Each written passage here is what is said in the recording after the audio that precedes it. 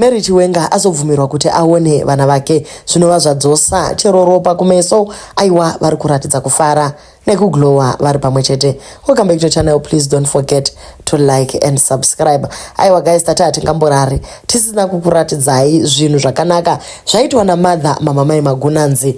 Varatidza kind heart vakameka sure kuti this union yazoitika zvachose. Hard feelings aside guys, tikufara kuti Mary is recovering well and this is good kuti finally vazoita the reunion. Yanga ya long overdue zvachose. Ende chimwe chatafarira ndechekuti musikana haana kumboita give up nelife yake, akangoramba achigeza, achipfeka zvakanaka, achingorepresenta royalty yakambova achirarama kwaari. This lady is a fighter ende tinoda kutenda Mwari kuti zvazoitika. We are happy for her. Pane vamwe vari kuti hatingangoregi kupa advice chero tichinge taona zvinhu zvacho zvakanaka.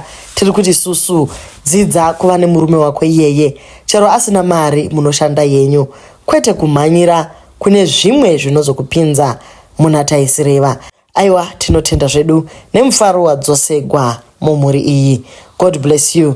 Uye kudenga kuna Mwari. Thank you mother mamamai magunanzi, mabata basa.